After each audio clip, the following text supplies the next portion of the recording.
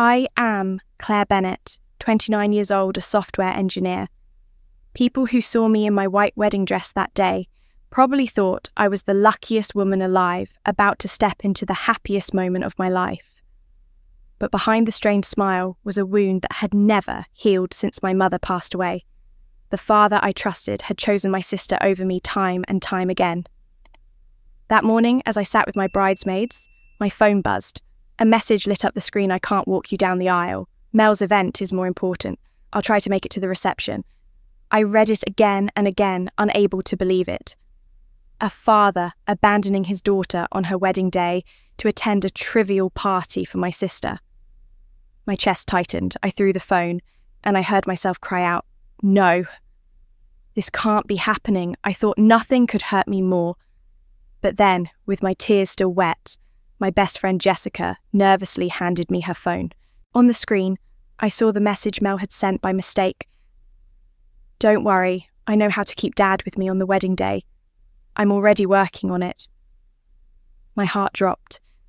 It wasn't just coincidence or my father's weakness. This was a scheme. A scheme my sister had plotted long before to turn my wedding into proof of her control over our family.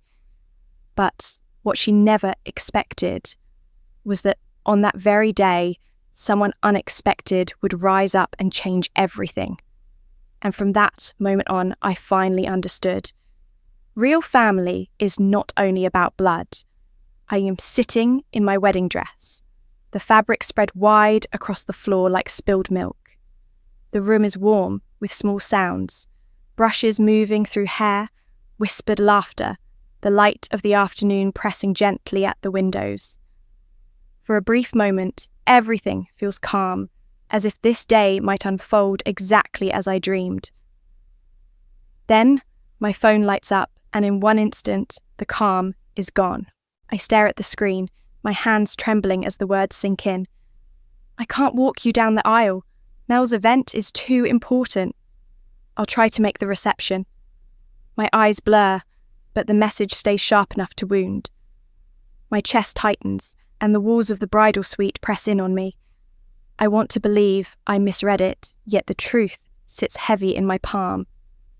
The phone slips from my hand, hits the wall with a dull crack, and drops to the carpet. The sound makes Jessica freeze with her mascara wand midair.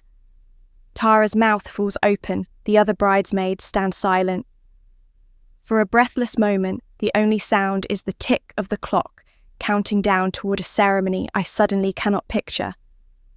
"Claire, what happened?" Tara asks softly, but I cannot answer. My throat locks and my chest pounds so hard it feels like it might break open. The ring on my finger, shining with promise, feels heavier now, weighed down by the promise my father has just broken. I lean on the vanity, trying to draw breath. The flowers in the corner blur the veil draped across the chair, looks limp, lifeless. I close my eyes and I am pulled back in time. I am 13 years old again, standing at my mother's casket, the smell of lilies thick in the air. My father grips my hand, his voice rough with grief, but steady enough for me to hold on to.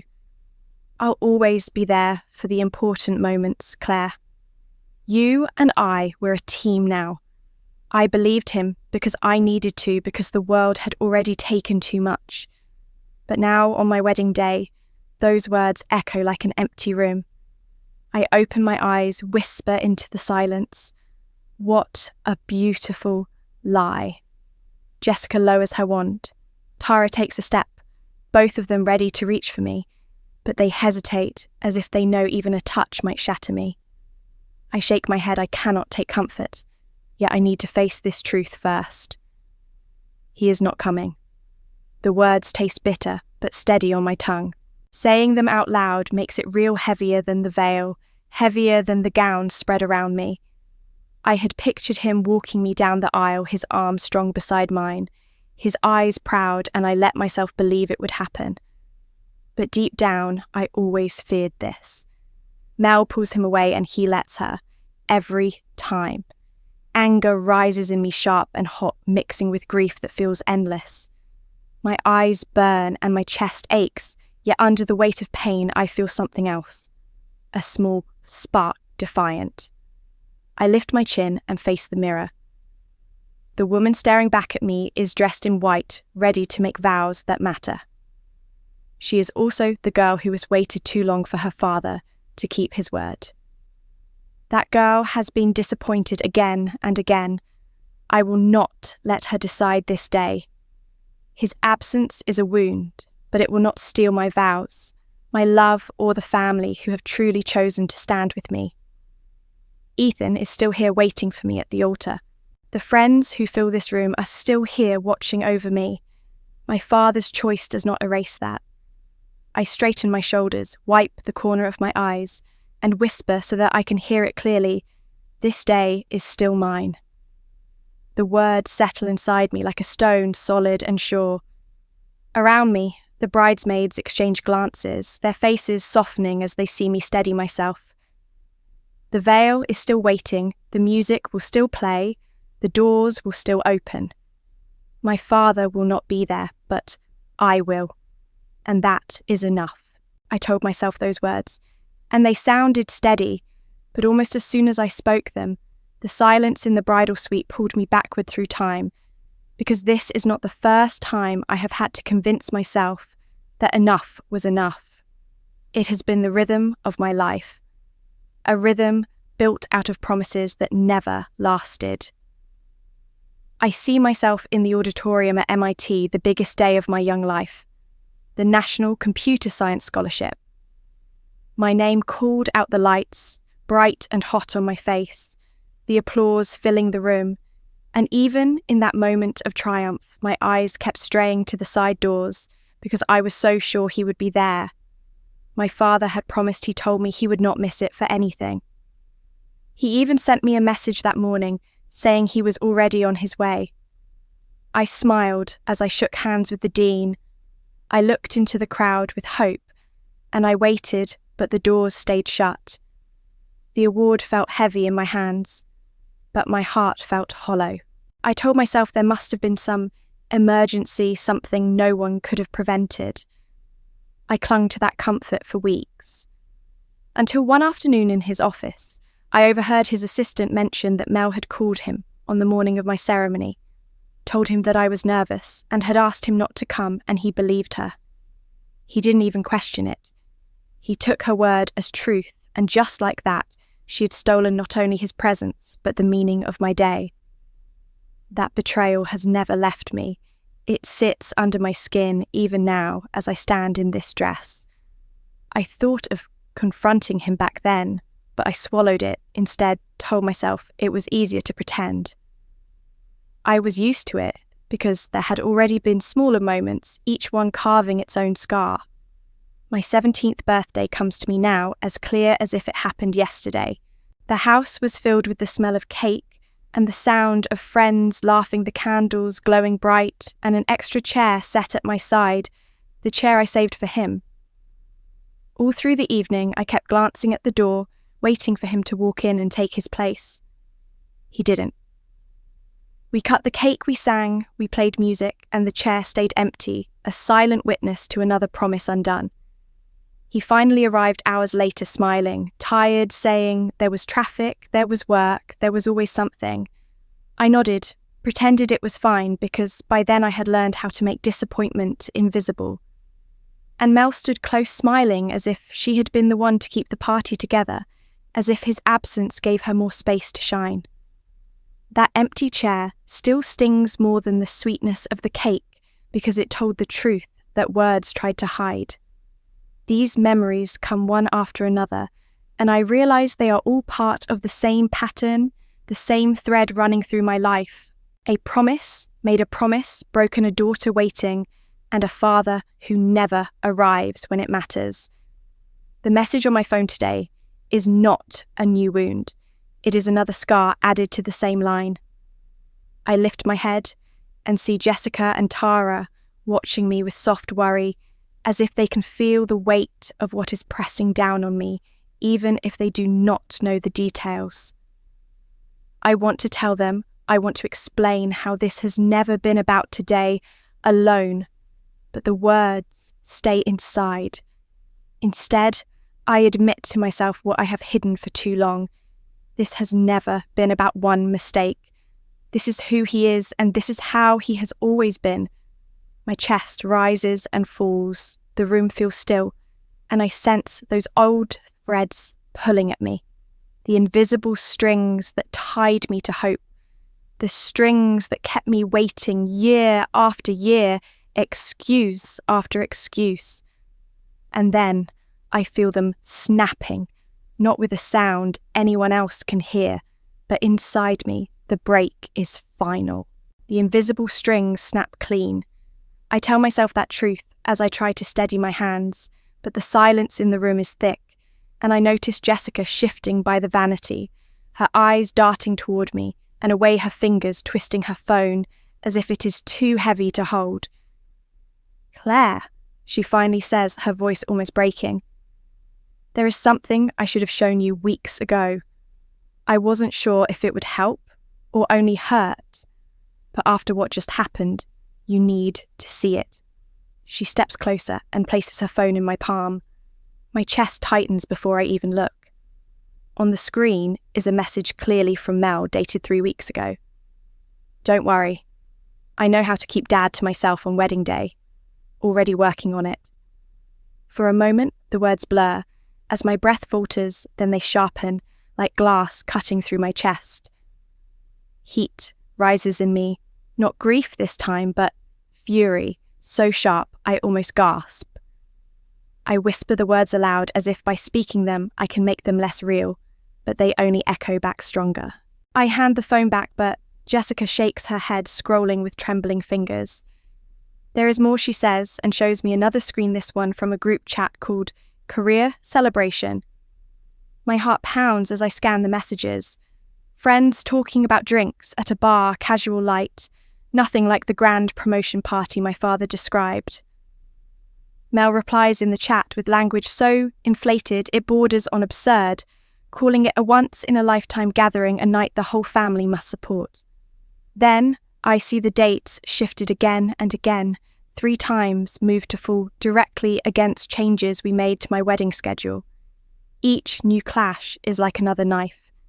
She didn't just stumble into this, she made it happen. She built her little event into a wall between me and my father. My breath comes faster, my anger climbing higher, but Jessica is not finished.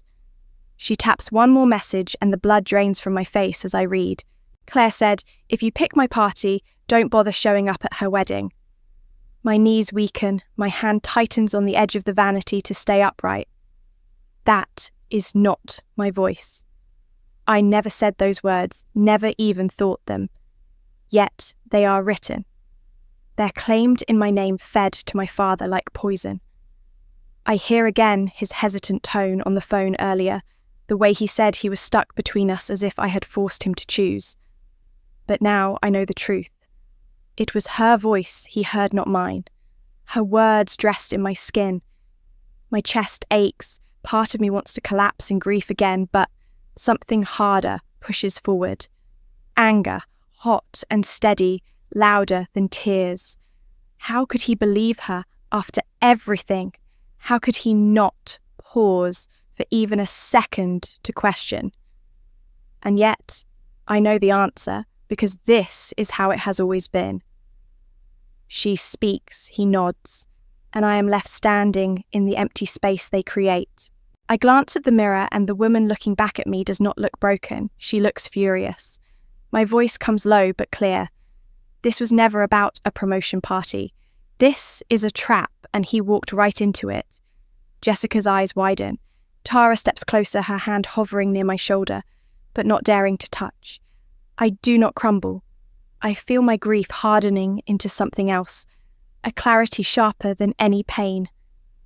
For years, I told myself my father was weak, that he simply failed me again and again.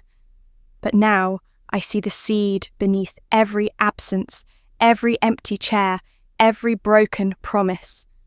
It has been Melissa all along, weaving her lies, pulling her strings, shaping him into her shadow. And today, on the day meant to be mine, she has tried to steal him completely. The truth lands heavy, but it does not crush me. It fuels me, I press my palm flat against the vanity, steady myself, and lift my chin. I will not let her lies define this day. For the first time, I know exactly who my enemy is, and I will not be silent anymore. The words are still warm in my mouth when my phone buzzes and his name fills the screen. Richard, my father, the man I have chased through so many empty doorways. I hesitate because the girl in me still wants to hear him say what I have waited a lifetime to hear, but the woman in me knows this is the moment to draw a line. I answer and say, "Hello," my voice steady enough to surprise me, and he exhales like a man setting down a heavy box. "Claire," he says, "I am so sorry. I did not want this to be hard. You have to understand, I am caught between two daughters." I hear the phrase, and I feel the old ache rise, that tired rope pulled between me and Melissa, as if his arms are the only thing keeping us from drifting away. He keeps talking, words spilling out like practiced lines. "Your sister has this important night. I thought I could still make it to you after I never meant to hurt you. You know, I love you." And each sentence lands like a soft cushion that still lets me fall. I breathe and try to keep my voice calm. "Dad, today is not hard because you love two daughters. Today is hard because you keep letting one daughter decide where you stand." He pauses, as if startled that I would say it out loud. I can hear the faint echo of a room on his end, the way he always steps outside to make uncomfortable calls. "Claire," he says, "you know, your sister, she is under a lot of pressure. She told me you said if I had to choose her party, I should not bother coming to the wedding. I did not want to upset you by showing up late." I grip the edge of the vanity to keep from shaking.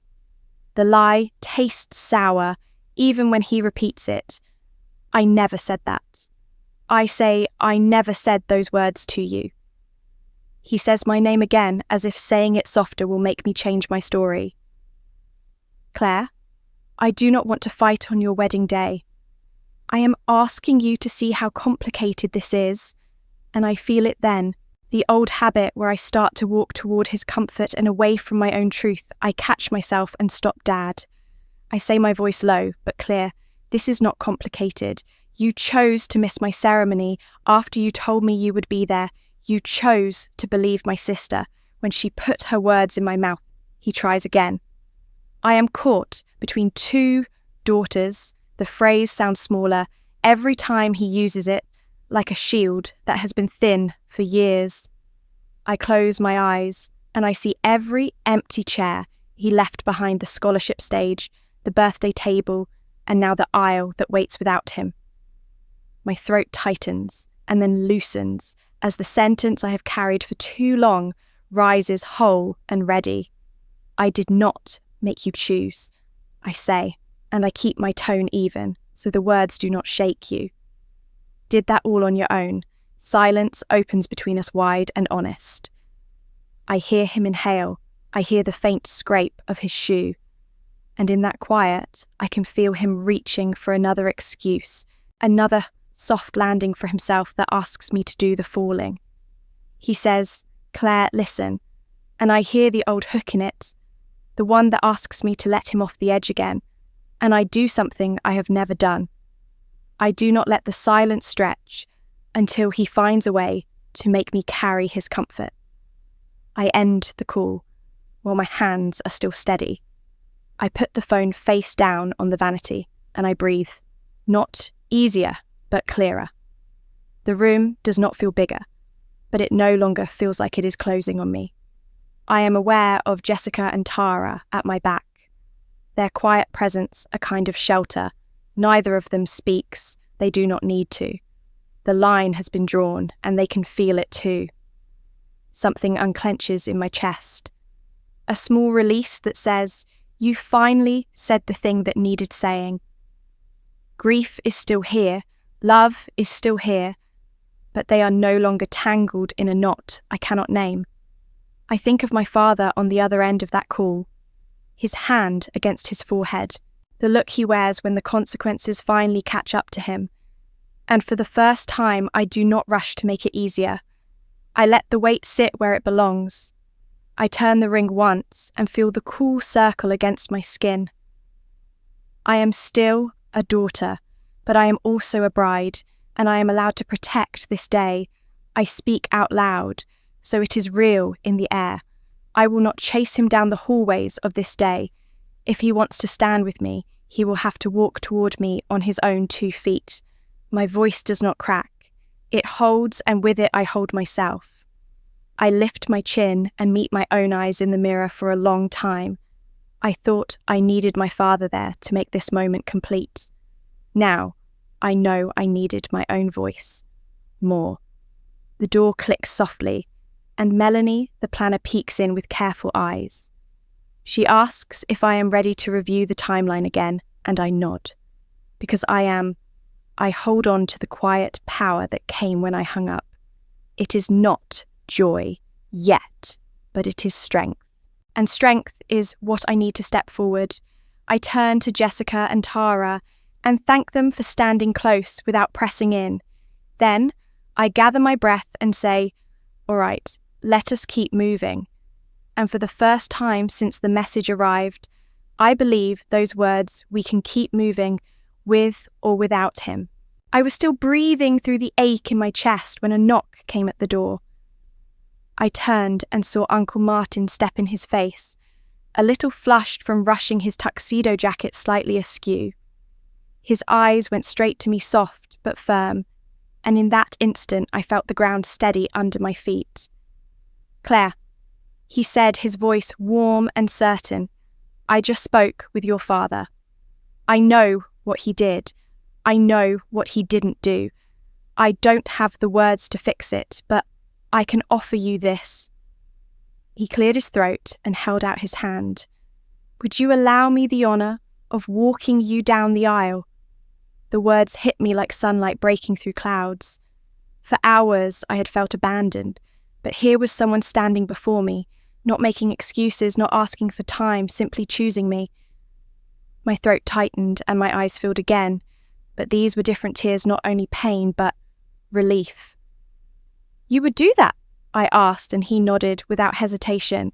In a heartbeat, he said, "Nothing could keep me from your side."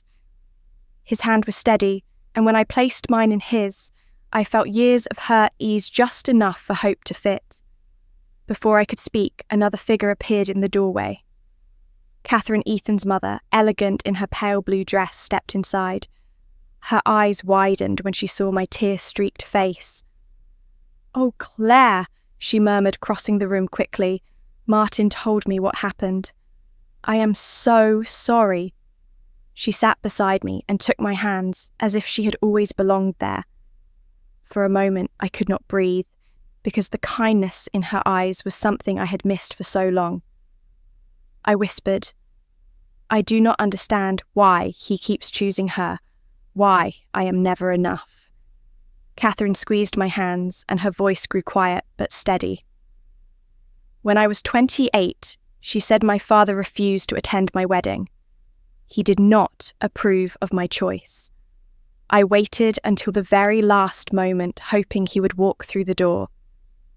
He never did, and I carried that hope for years, long after it stopped serving me." Her gaze held mine, and her words sank deep. "This isn't just about today, Claire. It's about whether you will let them keep breaking your heart, or whether you will protect it." I felt something shift in me then. For so long, I had been chasing my father's approval, rescheduling dinners, forgiving absences, believing his excuses, always hoping the next time would be different. But sitting between Martin, who offered me his strength, and Catherine, who spoke from her own scars, I felt clarity settle. My father may not walk me down the aisle, but I will not walk alone. My voice came out firmer than I expected. This day is mine.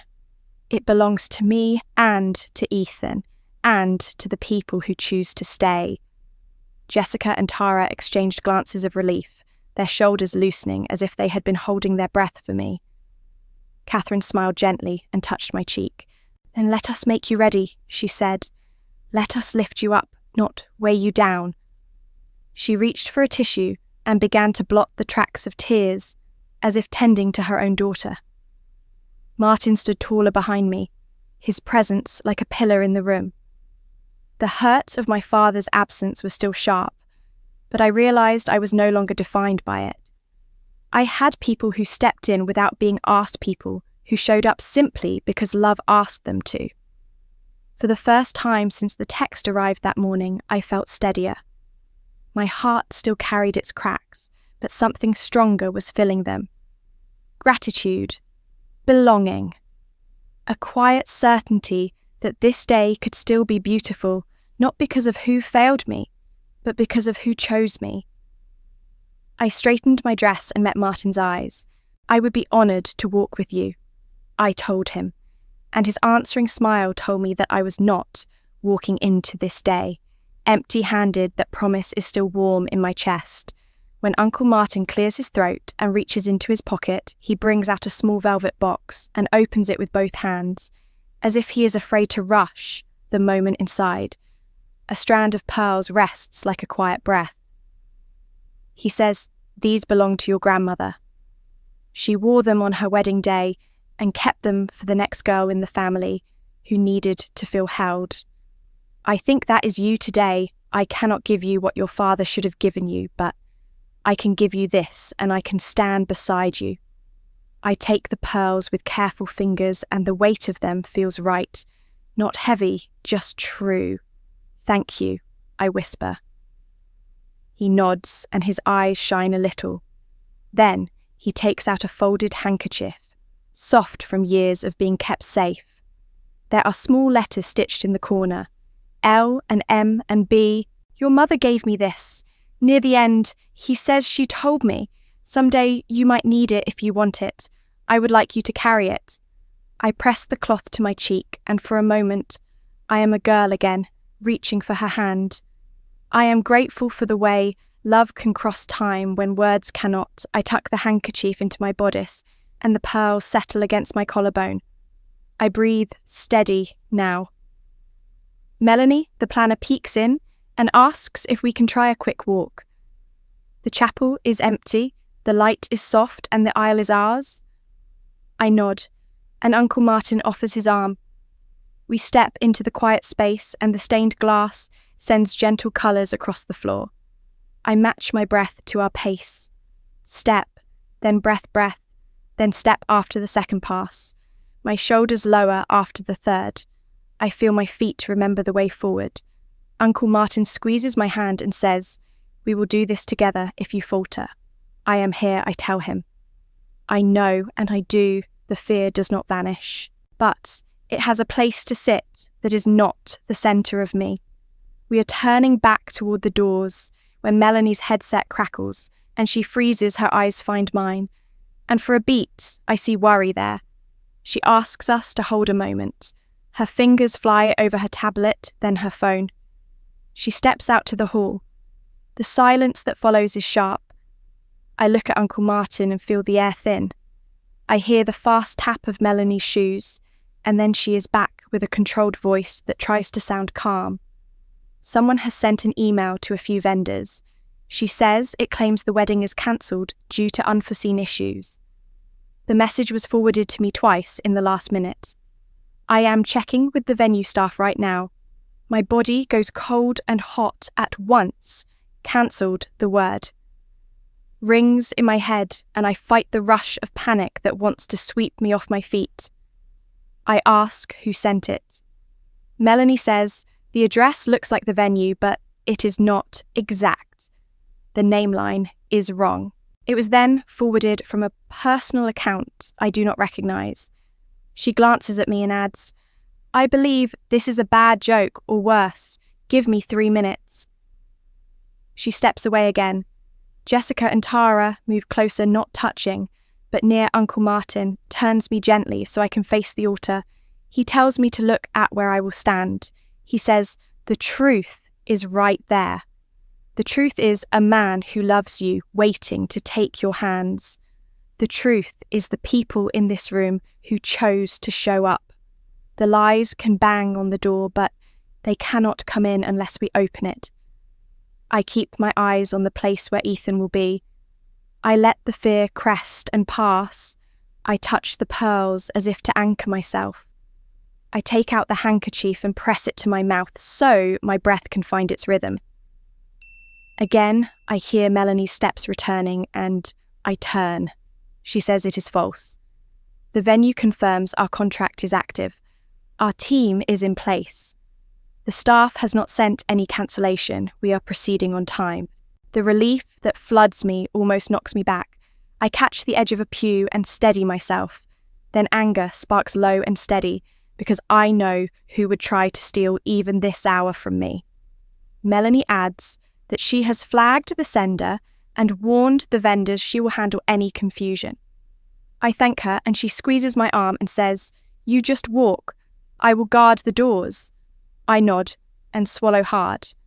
Then, I say out loud for myself as much as for them, I will not let them take this from me. Uncle Martin leans close and says, "That is the spirit now. One more practice, not because you need it, but because it will make you feel ready."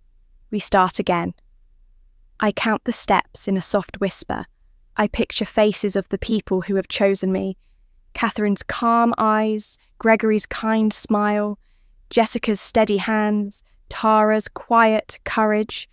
I let those faces be my music. We reach the end of the aisle one last time, and I realise I am not bracing for the worst anymore.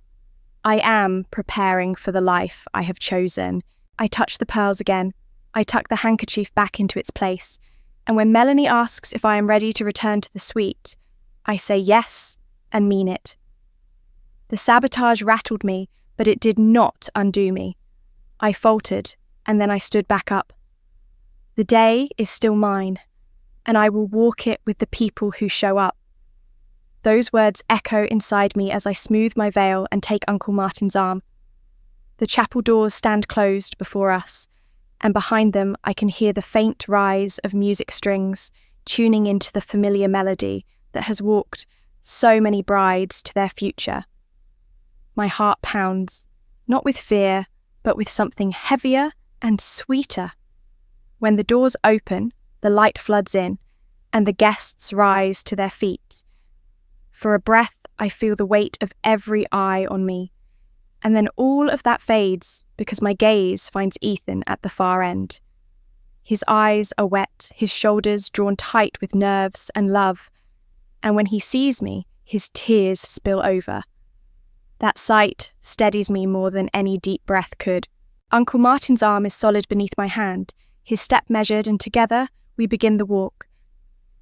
Each step sounds louder than I expected against the floor, but the sound is a drum beat pulling me forward, reminding me I am not alone. I keep my eyes on Ethan. His lips form the smallest smile through his tears, and I feel my own mouth curve soft but sure. Halfway down the aisle, the ache of absence brushes me again. The thought of who should have been here, who promised and failed. But then Martin squeezes my hand gently and it pushes the thought back. I realise this walk is not a loss. It is proof of who chose me. At the altar, Martin slows and we stop. For a moment he holds me there, his voice low enough only I can hear.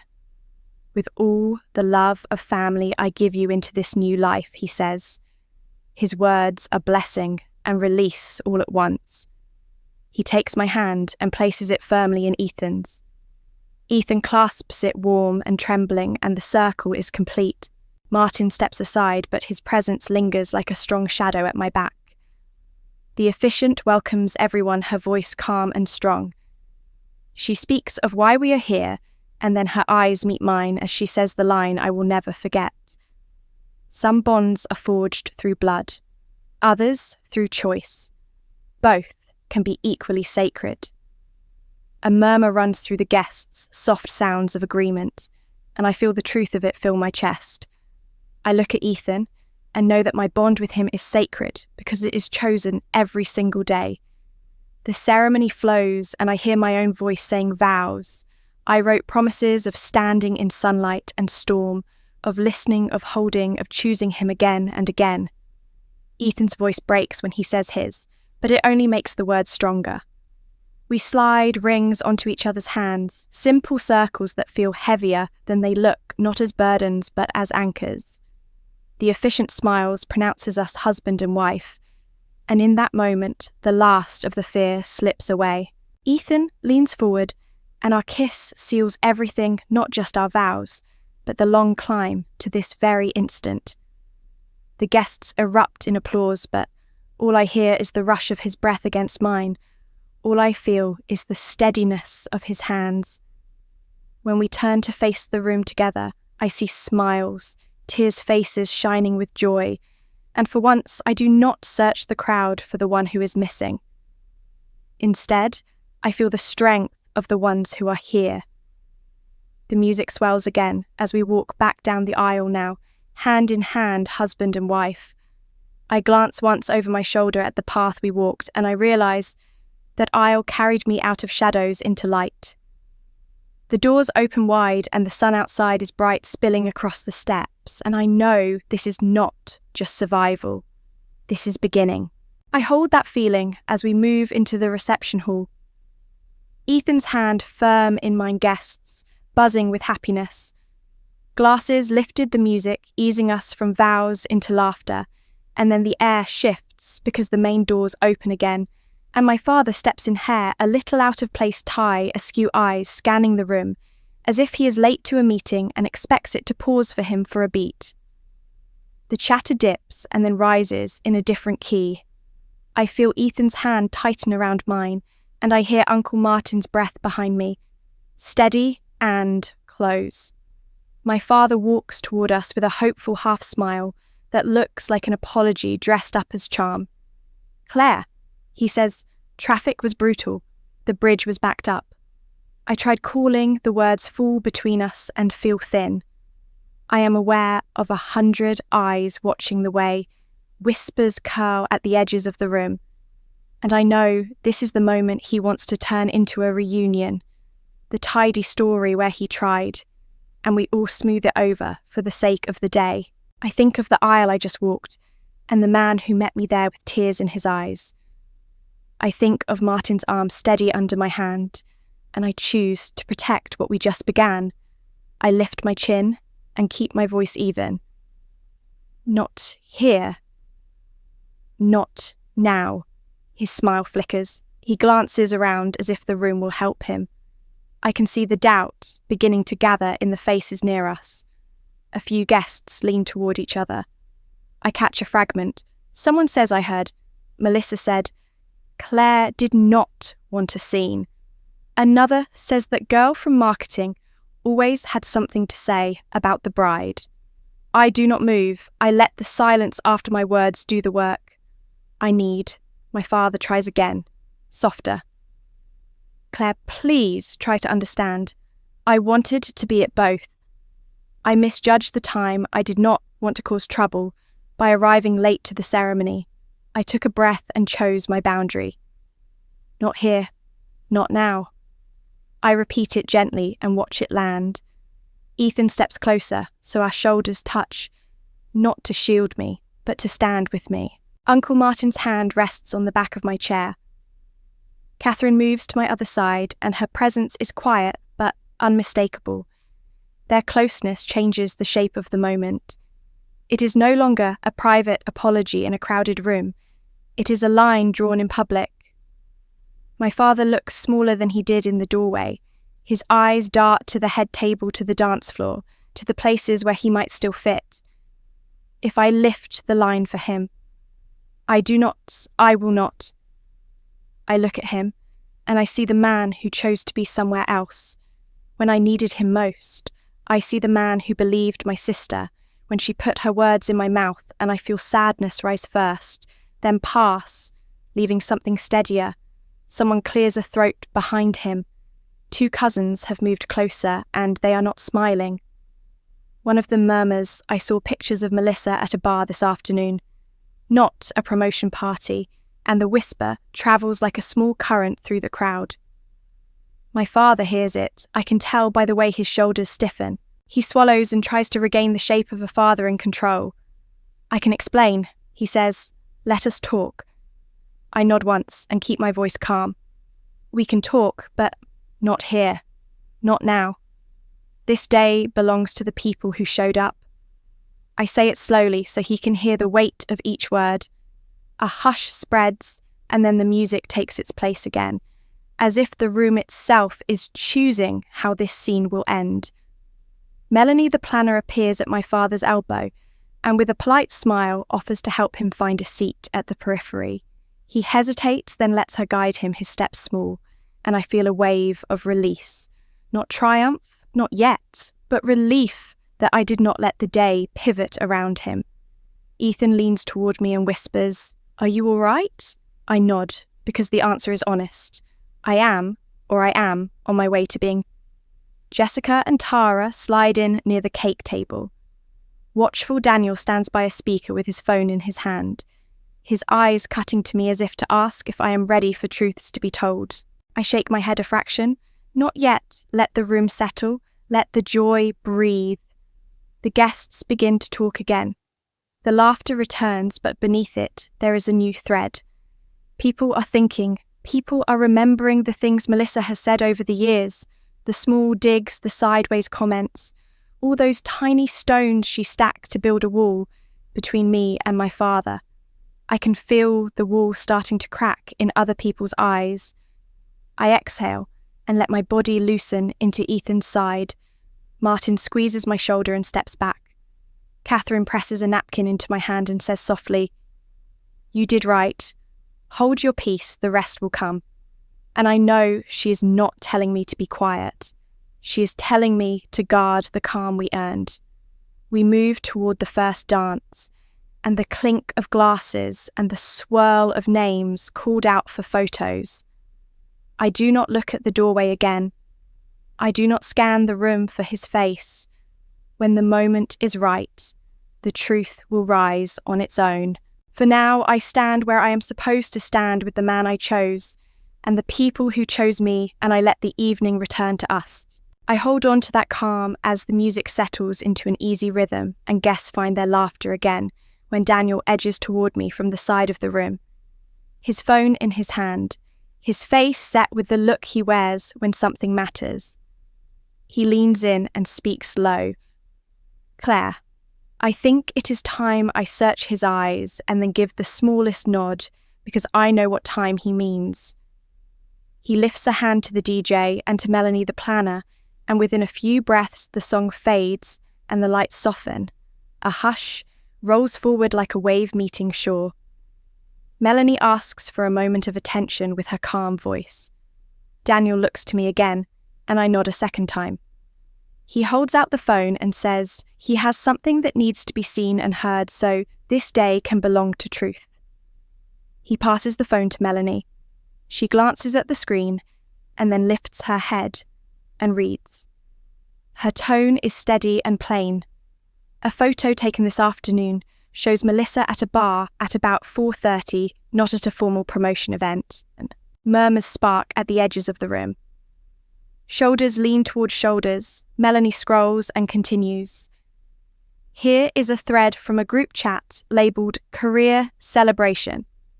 Messages show the date moved 3 times to overlap with changes to the wedding schedule. The hush deepens. I feel Ethan's hand find mine warm and firm. Melanie reads the last line, and the words are like a match to dry tinder. Dad will have to choose between us. I will make sure he chooses me. The room exhales as if struck chairs shift. Someone gasps, and for the first time all day, the weight of proof does not sit on my shoulders. It sits where it belongs on the lies that brought us here. I cannot speak for a breath because this is the moment I dreamed of, and dreaded not the ruining of a sister in public, but the ending of a story that has kept me small. I turn and see my father standing near the edge of the dance floor. His mouth parts. His eyes cut to Melissa as if he has lost the map he was following. I watch him try to gather the pieces into some shape that makes sense, but the pieces will not fit anymore. The guests look from him to her and back like a tide shifting, and then their eyes stop on her. Melissa straightens her smile too bright. her tone higher than usual as she says, "This is out of context. Those are just drinks with friends. I had a small celebration before the real event. Everybody does that, and the chat was jokes, teasing. It is not what it sounds like." I hear the thinness in her words, the way they try to skate over a crack that has already split open. Daniel does not push. He simply holds his ground. Melanie does the same. She does not add a single opinion. She lets the text speak for itself. The crowd is doing the math without help. Now, aunties who once nodded at Melissa's stories, now frown, cousins fold their arms, friends who believed every smooth explanation look away with tight mouths. The sound in the room is not loud. It is the soft noise of people changing their minds. My father takes a step toward me and then stops. I can see the moment he realizes no one is rescuing him. From the truth, his shoulders sag. His face empties in a way I have never seen. Not angry, not defensive, just stripped of the story that excused him, he whispers Claire, as if he might still thread the needle, as if a softer tone could stitch the pieces back together. But I do not move. I do not raise my voice. I simply hold Ethan's hand and let the proof do what I could not do with pleading. I feel tears prick at my eyes and I blink them back because they are not weakness. They are relief, the kind that comes when a long night finally shows its first honest light. I look at Melissa and search for anything that looks like regret. But what I see is calculation. The fast flick of her gaze as she measures the room. She tries one more angle and says she only wanted Dad to support her for once. That I have always had the spotlight today, as if a wedding is a stage to be shared with a trick of timing. No one answers, not even my father. He stares at Daniel's phone as if the glass itself betrayed him. I lift my chin and take one small step closer to the centre of the room so my voice can carry without strain. I say only this. I wanted my family to celebrate with me. I did not ask anyone to choose. The rest people can see for themselves, and then I stop. Because the point of evidence is that it does not need a speech. It needs air. I let the silence stand. It holds, and in that stillness, I feel a long-held weight unclasp and fall away. The approval I chased the doubt. I swallowed the way I softened myself, so other people would not have to face what they had done. All of it loosens. My breath comes deeper. Ethan's thumb traces the back of my hand. Uncle Martin is a steady line at my shoulder. Catherine nods once with eyes that say, "Keep what you have just earned." The guests begin to murmur again, but the sound has changed. It is not confusion now. It is clarity moving from person to person. My father rubs his forehead and looks small, in a way that is almost tender if it did not cost me so much to see it. Melissa's smile falters and then falls. She crosses her arms, then drops them, then looks toward the doors as if the hallway could shelter her from evidence. It cannot, and I do not chase her. I stay where I am, beside my husband, inside the circle of people who have shown up and told the truth. This feels like victory, not the loud kind, not triumphant music and cheers, but the kind that lets you breathe without bracing. I draw in that breath now and hold it for a moment. Then let it go. The room is ours again, the evening is ours again, and I feel vindicated, seen steady. I let out a breath and think, maybe I can finally lean into joy when the DJ's cheerful voice cuts across the hall. Now it is time for the father and daughter dance. The words hang there like a stone dropped into clear water. The ripple moves fast. Guests clap politely, expecting me to smile, expecting my father to take my hand. My heart lurches. I feel Ethan's fingers tense around mine, and before I can react, I see my father pushing forward. His face lifted, his arm already reaching. He says, "Give your father this dance. I am here now." His words are not loud, but the microphone is off. Everyone can still hear. The crowd shifts in their seats, eyes darting between us. The tradition feels heavy, a script everyone knows by heart, and for one stunned moment, I freeze my chest tight. The room tilting, then I feel Uncle Martin's hand at my back. Steady, not pressing me one way or another, just there, waiting for me to choose. Richard steps closer, lowers his voice, but not enough. Everyone's watching, don't make this harder. His hand stays outstretched, the gesture meant to save face. But all I feel is the weight of all the broken promises he has laid in front of me my whole life. I look at his hand, the same hand that once promised to never miss the important days, and I feel the sting of every empty chair, every excuse, every lie wrapped in a sigh. I draw in a long breath, straighten my shoulders, and say, with a voice that feels stronger than I expect, "This dance is no longer yours." The words slice the air. Clean gasps ripple across the room. Someone mutters, "Oh my God," and still I do not falter. I lift my head and turn to the DJ. "Please stop the music." His hand drops to the board. The song cuts off in mid-note. Silence rushes in thick and heavy. I pivot toward Martin, my uncle who has never left me, waiting at a doorway or sitting alone at a table, and I reach for his arm. I will dance with the one who chose to stay. My voice carries into the stillness. The truth of it, simple, not cruel, just final. Martin blinks hard, emotion wet in his eyes, but he takes my hand and pulls me gently toward the center of the floor for a breath.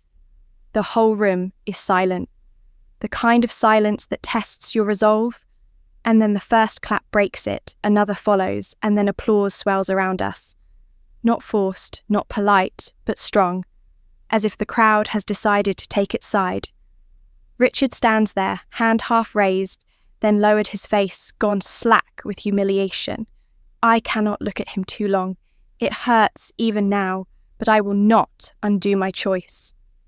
Martin draws me into the first steps of the dance, and though my knees shake at first, the strength in his hold steadies me.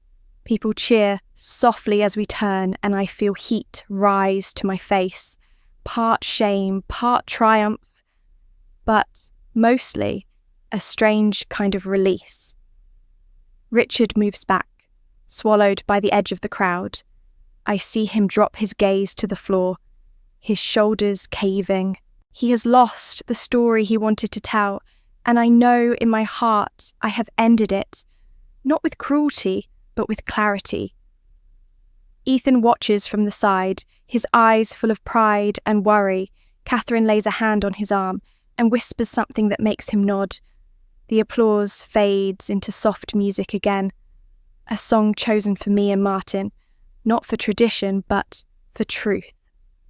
We sway and I breathe, my cheek brushing the pearls at my neck, the handkerchief tucked in my bodice warm against my skin, both tokens of those who showed up when it mattered. Martin leans down and whispers, "You did right, sweetheart. You told the truth without raising your voice." I close my eyes for a moment, letting his words anchor me when the song ends. Ethan steps forward and Martin places my hand into his with a proud smile. I am not shattered. I am not small. I am the woman who said no. The bride who claimed her own story in front of everyone. The guests cheer louder now, and I let myself smile even through the ache, because I know the hardest part has passed, but I also know one more moment is coming, the moment I will have to seal everything, not with anger, but with the symbol I carry on my very skin. I still have Ethan's hand in mine when the music softens and then falls away. A hush draws close around us, the kind that asks for words and will not be satisfied until it hears them. I draw a breath and let go of Ethan just long enough to touch the pearls at my throat. My mother's pearls warm from my skin. I lift them so the room can see, and I hear my voice, as if it is standing straighter than I am. These are my mother's pearls. Martin kept her promise today. The silence holds. No one coughs, No one shifts a chair, so I go on. You can spread lies, you can shift dates, you can deceive, but you will never steal true love and memory. The words ring out, and I am not thinking of speeches. I am only telling the truth. The way it finally asked to be told simple and whole. I lower the pearls back against my collarbone, and the pause that follows feels like the soft edge of a wave. Then, a single pair of hands begins to clap. Another joins, and the applause rises in a clean swell. Not forced, not polite, but the kind that says we saw what happened here, and we know what it means. People rise to their feet as if the room decided all at once to stand. I do not bow. I am not performing. I simply breathe. Ethan reaches for my hand again and laces his fingers with mine. I turn enough to see the faces that have followed our day, from pain into light. Jessica has tears on her cheeks and a smile she does not try to hide. Tara presses her lips together and nods at me, as if she is sealing an agreement between us. Catherine has one hand at her heart and the other on Gregory's arm. Daniel is, by the speaker, no longer tense. His phone lowered at his side. Melanie the planner stands a little apart, proud and protective, as if she could hold the doors closed if more lies tried to walk in, and then my eyes find Melissa and my father. Melissa is frozen in her chair, her shoulders stiff, her mouth set in a line that used to make me doubt myself. It has no power now. She looks at the pearls and then at the floor too, still for apology, too stunned for attack. My father stands a few steps behind her, as if he cannot decide whether to face me or the exits. He lowers his head, not a grand gesture, not a show, just the body of a man who has finally run out of explanations. For a single moment, I feel a sting of pity. Then I let it pass, because pity is not what this day asked of me. What it asked for is clarity. I turn back to Ethan and to Martin, and I give the pearls one last small touch, as if to say, thank you for carrying me.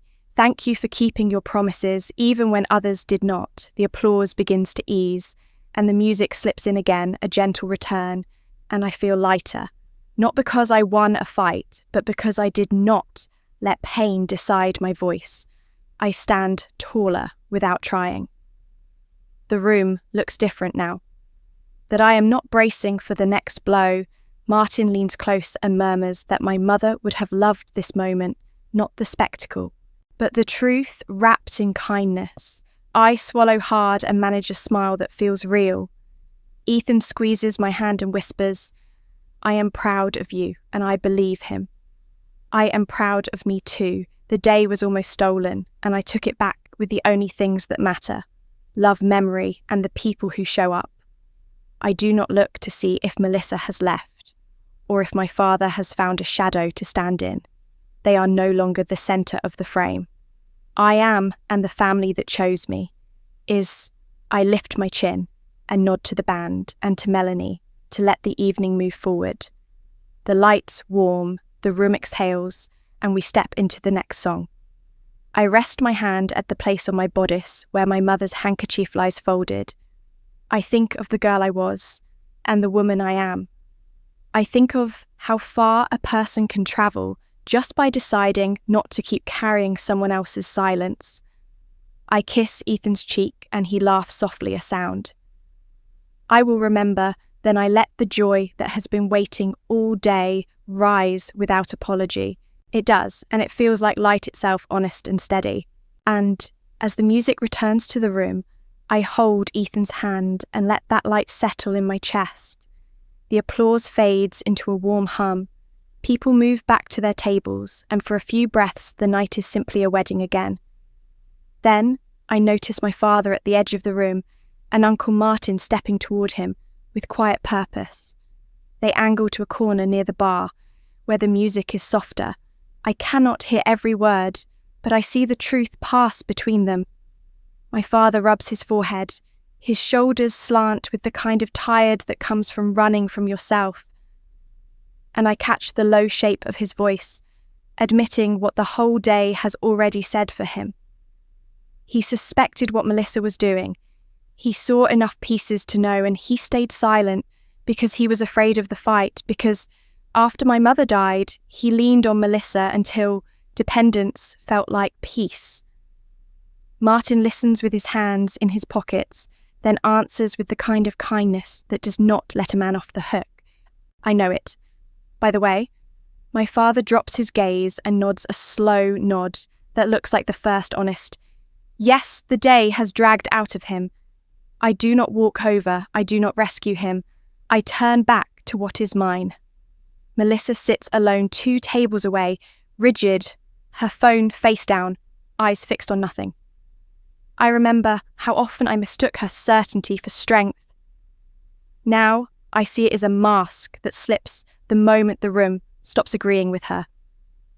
What sits beneath is not regret. It is fear. Fear of being outside the circle she fought so hard to control. She glances up, meets my eyes for a heartbeat, then looks away. First, I let the moment pass. I will not spend another minute translating her choices into my burden. The band leader invites us back to the floor, and I ask Martin for one more turn. He bows with that old teacher's grace that once made every school stage feel safe. We dance, and the crowd claps along. This time, the sound lands soft like blessings rather than noise. When the song ends, Ethan steps in his hands, find my waist, and we move together through the simple sway we practiced in our kitchen on easy nights. I lay my cheek near his and breathe in the good, the real, the earned. The night ends without another scene. In a quiet way that feels right, the guests slip into the dark and leave us with a room full of flowers and lights and the promise that morning will still find us married. 1 year later, the light is different, but the feeling is the same. We are at the Carters' home for our anniversary, the table warm with faces I love, and I place a hand on the small swell beneath my dress, while Catherine brings out sparkling cider and says, "To love that lasts," the doorbell rings, and Gregory opens it to my father, standing there with a thin envelope in his hands. He asks if he can come in, and I nod. He gives me the letter written in his slow square hand, and I read it in the quiet of the living room while voices drift from the kitchen. I want to listen. Not defend it, says I do not ask you to forget, only to let me try. I sit with those lines for a long breath. When I look up, he is in the doorway, not moving closer until I nod again. We sit, not knee to knee, but near enough, and he tells me about the months after my mother died, how Melissa filled every empty space before he even knew what it was, how he mistook her control for care, how it was easier to let her speak than to risk making the wrong choice himself. He says he is sorry, not as a shield, but as a beginning. I tell him what I can accept and what I cannot. I tell him if he wants a place in my child's life, he will have to walk toward us without lies, without someone else's voice in his mouth. He nods again and says he will try. I believe he means it. I also know the trying must show up as actions. We return to the table and Uncle Martin reaches under his chair for a box. Inside is a baby blanket that Alice knitted before she passed. The stitches small and patient, the kind of work only love sustains. I run my fingers over the pattern and blink back tears that feel clean, the kind that wash rather than sting. We take a photo by the window, Catherine sets the timer, and the whole family crowds in Ethan's arm, around my shoulder, Martin's hand on my back. Gregory's grin, wide. My father a little to the side, not absent, not centred, learning how to belong. Again, when the shutter clicks, I feel something settle the same way it did on my wedding night, when the music fell and my voice finally rose. I place my hand over the blanket and then over my belly, and I speak the truth that has carried me to this room. Family is those who choose to stay and keep their promises. I say it once for myself and once for the life about to join us. The words do not erase the past. They simply point me forward, and forward is where we are going, one steady day at a time. And maybe that is what matters most, not racing past the pain or pretending it never happened, but taking one step, then another, knowing that some days will still ache and some memories will sting, yet the path is still ours to walk. If you have carried hurt from someone you loved, I want you to hear this. You are not alone. Many of us have stood in rooms where promises were broken, where words cut deep, and where the people we thought would protect us chose themselves instead. It is not weakness to feel that pain, it is only human. But it is strength to lift your head and decide it will not define the rest of your life. Healing looks different for everyone. For some, it begins with saying the truth out loud. For others, it starts in quiet places through prayer or journaling or long walks where the air feels like company. Many find peace in talking to a trusted friend or a counsellor who can hold the pieces without judgment. Some learn to set boundaries that once felt impossible, and in that firm line they finally find freedom. And sometimes, like me, it is family by choice who shows us that love can be steady, dependable, and real. Whatever path you take, remember that forgiveness is not the same as forgetting, and healing is not about erasing the past.